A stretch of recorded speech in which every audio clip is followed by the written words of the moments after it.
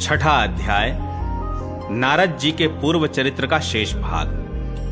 श्री सूत जी कहते हैं, शौनक जी, देवर्षि नारद के जन्म और साधना की बात सुनकर सत्यवती नंदन भगवान श्री व्यास जी ने उनसे फिर यह प्रश्न किया। श्री व्यास जी ने पूछा, नारद जी, जब आपको ज्ञानोपदेश करने वाले महात्मा गण चले गए तब आपने क्या किया? उस समय तो आपकी अवस्था बहुत छोटी थी। स्वयंभुव, आपकी शेष आयु किस प्रकार व्यतीत हुई और मृत्यु के समय आपने किस विधि से अपने शरीर का परित्याग किया? देवर्षे, काल तो सभी वस्तुओं को नष्ट कर देता है, उसने आपकी इस पूर्व कल्प की स्मृति का कैसे नाश नहीं किया? श्री नारद जी ने कहा, मुझे ज्ञानोपदेश करने वाले महात्मा गण जब चले गए तब मैंने इस प्रकार अपना जीवन व्यतीत किया। यद्यपि उस समय मेरी अवस्था बहुत छोटी थी, मैं अपनी मां का इकलौता लड़का था। एक तो वह स्त्री थी, दूसरे मूढ़ और तीसरे दासी थी। मुझे भी उसके सिवा और कोई सहारा नहीं था। उसने अपने को मेरे स्नेह पाश से जकड़ रखा था। वह मेरे योगक्षेम की चिंता तो बहुत करती थी, परंतु पराधीन होने के कारण कुछ कर नहीं पाती थी। जैसे कठपुतली नचाने वाले की इच्छा के अनुसार ही नाचती है, वैसे ही यह सारा संसार ईश्वर के अधीन है। मैं भी अपनी मां के स्नेह बंधन में बंधकर उस ब्राह्मण बस्ती में ही रहा। मेरी अवस्था केवल 5 वर्ष की थी। मुझे दिशा, देश और काल के संबंध में कुछ भी ज्ञान नहीं था। एक दिन की बात है, मेरी मां गौ दुहने के लिए रात के समय घर से बाहर निकली। रास्ते में उसके पैर से सांप छू गया। उसने उस बेचारी को डस लिया। उस सांप का क्या दोष? काल की ऐसी ही प्रेरणा थी। मैंने समझा भक्तों का मंगल चाहने वाले भगवान का यह भी एक अनुग्रह ही है। इसके बाद मैं उत्तर दिशा की ओर चल पड़ा। उस ओर मार्ग में मुझे अनेकों धन धान्य से संपन्न देश, नगर, गांव, अहीरों की चलती फिरती बस्तियां, खाने, खेड़े, नदी और पर्वतों के तटवर्ती पड़ाव, वाटिकाएं, वन, उपवन और रंग बिरंगी धातुओं से युक्त विचित्र पर्वत दिखाई पड़े। कहीं कहीं जंगली वृक्ष थे जिनकी बड़ी बड़ी शाखाएं हाथियों ने तोड़ डाली थी। शीतल जल से भरे हुए जलाशय थे जिनमें देवताओं के काम आने वाले कमल थे।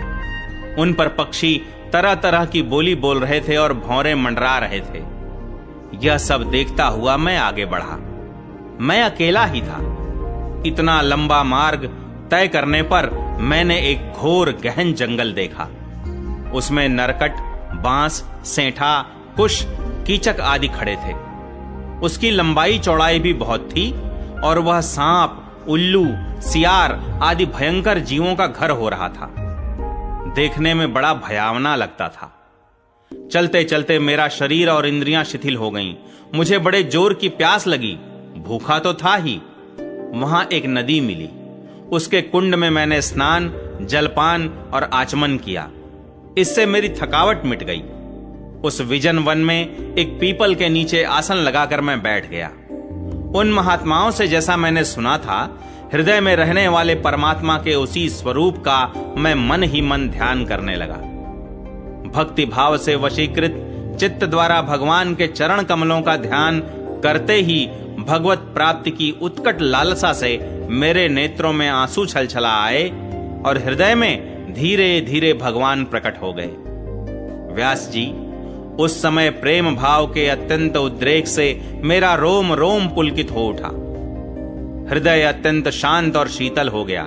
उस आनंद की बाढ़ में मैं ऐसा डूब गया कि मुझे अपना और ध्येय वस्तु का तनिक भी भान न रहा। भगवान का वह अनिर्वचनीय रूप समस्त शोकों का नाश करने वाला और मन के लिए अत्यंत लुभावना था। सहसा उसे न देख मैं बहुत ही विकल हो गया और अनमना सा होकर आसन से उठ खड़ा हुआ। मैंने उस स्वरूप का दर्शन फिर करना चाहा, किंतु मन को हृदय में समाहित करके बार बार दर्शन की चेष्टा करने पर भी मैं उसे नहीं देख सका। मैं अतृप्त के समान आतुर हो उठा। इस प्रकार निर्जन वन में मुझे प्रयत्न करते देख स्वयं भगवान ने, जो वाणी के विषय नहीं है, बड़ी गंभीर और मधुर वाणी से मेरे शोक को शांत करते हुए से कहा, खेद है कि इस जन्म में तुम मेरा दर्शन नहीं कर सकोगे। जिनकी वासनाएं पूर्णतया शांत नहीं हो गई हैं, उन अधकचरे योगियों को मेरा दर्शन अत्यंत दुर्लभ है। निष्पाप बालक, तुम्हारे हृदय में मुझे प्राप्त करने की लालसा जागृत करने के लिए ही मैंने एक बार तुम्हें अपने रूप की झलक दिखाई है। मुझे प्राप्त करने की आकांक्षा से युक्त साधक धीरे धीरे हृदय की संपूर्ण वासनाओं का भली भांति त्याग कर देता है। अल्पकालीन संत सेवा से ही तुम्हारी चित्त वृत्ति मुझमें स्थिर हो गई है। अब तुम इस प्राकृत मलिन शरीर को छोड़कर मेरे पार्षद हो जाओगे। मुझे प्राप्त करने का तुम्हारा यह दृढ़ निश्चय कभी किसी प्रकार नहीं टूटेगा। समस्त सृष्टि का प्रलय हो जाने पर भी मेरी कृपा से तुम्हें मेरी स्मृति बनी रहेगी। आकाश के समान अव्यक्त सर्वशक्तिमान महान परमात्मा इतना कहकर चुप हो रहे। उनकी इस कृपा का अनुभव करके मैंने उन श्रेष्ठों से भी श्रेष्ठतर भगवान को सिर झुकाकर प्रणाम किया। तभी से मैं लज्जा संकोच छोड़कर भगवान के अत्यंत रहस्यमय और मंगलमय मधुर नामों और लीलाओं का कीर्तन और स्मरण करने लगा। स्पृहा और मद मत्सर मेरे हृदय से पहले ही निवृत्त हो चुके थे। अब मैं आनंद से काल की प्रतीक्षा करता हुआ पृथ्वी पर विचरने लगा। व्यास जी, इस प्रकार भगवान की कृपा से मेरा हृदय शुद्ध हो गया, आसक्ति मिट गई और मैं श्री कृष्ण परायण हो गया। कुछ समय बाद जैसे यकायक बिजली कौंध जाती है, वैसे ही अपने समय पर मेरी मृत्यु आ गई। मुझे शुद्ध भगवत पार्षद शरीर प्राप्त होने का अवसर आने पर प्रारब्ध कर्म समाप्त हो जाने के कारण पांच भौतिक शरीर नष्ट हो गया। कल्प के अंत में जिस समय भगवान नारायण एकार्णव के जल में शयन करते हैं, उस समय उनके हृदय में शयन करने की इच्छा से इस सारी सृष्टि को समेटकर ब्रह्मा जी जब प्रवेश करने लगे, तब उनके श्वास के साथ मैं भी उनके हृदय में प्रवेश कर गया। 1 सहस्त्र चतुर्युगी बीत जाने पर जब ब्रह्मा जगे और उन्होंने सृष्टि करने की इच्छा की, तब उनकी इंद्रियों से मरीचि आदि ऋषियों के साथ मैं भी प्रकट हो गया। तभी से मैं भगवान की कृपा से वैकुंठादि में और तीनों लोकों में बाहर और भीतर बिना रोक टोक विचरण किया करता हूं। मेरे जीवन का व्रत भगवत भजन अखंड रूप से चलता रहता है।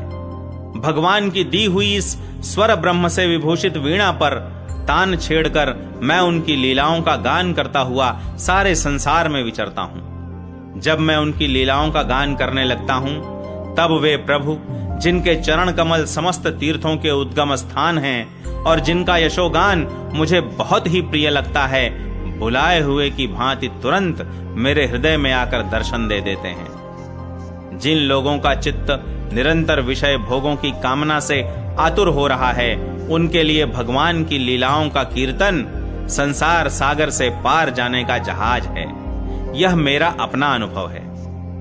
काम और लोभ की चोट से बार बार घायल हुआ हृदय श्री कृष्ण सेवा से जैसी प्रत्यक्ष शांति का अनुभव करता है, यम नियम आदि योग मार्गों से वैसी शांति नहीं मिल सकती।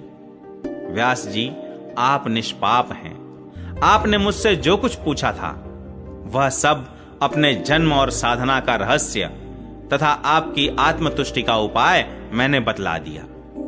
श्री सूत जी कहते हैं, शौनकादि ऋषियों, देवर्षि नारद ने व्यास जी से इस प्रकार कहकर जाने की अनुमति ली और वीणा बजाते हुए स्वच्छंद विचरण करने के लिए वे चल पड़े।